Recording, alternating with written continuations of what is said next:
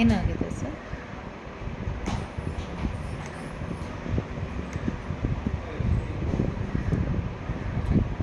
Okay. So ನಿಮ್ದು ಈ gaps ಏನಿದೆ ಹಾಂ. ಇದು ಮತ್ತು ಈ ಗ್ಯಾಪ್ಸ್ ಏನಿದೆ ಪ್ಲಸ್ ಮುಂದೆ ಇದೆಯಲ್ಲ, ಸೊ ಅದು ಪ್ರಾಪರಾಗಿ ಅಲೈನ್ಮೆಂಟಲ್ಲಿ ಇದು ಮಾಡ್ಬೋದು. Okay sir. ಮತ್ತು ಇದೇನಿದೆ ಇದು ಜಿಂಜೈವಲ್ ರಿಸೆಷನ್ ಅಂತ ಹೇಳ್ತೀವಿ. Okay sir. ಸೊ ಇದನ್ನೇ ನಾವು ಒಂದ್ಸತಿ ರೂಟ್ ಕ್ಲೀನಿಂಗ್ ಮಾಡಿ ಹೀಲ್ ಮಾಡೋಕ್ಕೆ ಟ್ರೈ ಮಾಡಬೇಕು. ಓಕೆ. ಅಂದರೆ ತೆಗೆಯೋದೇನೂ ಇಲ್ಲ.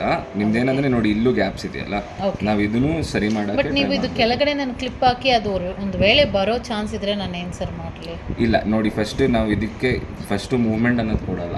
ಫಸ್ಟ್ ಇದನ್ನ ಕ್ಲೀನ್ ಮಾಡೇನೆ ಅದಾದ್ಮೇಲೆ ಮೂವ್ಮೆಂಟ್ ನಾವು ಇದು ಮಾಡ್ತೀವಿ. ಓಕೆನಾ?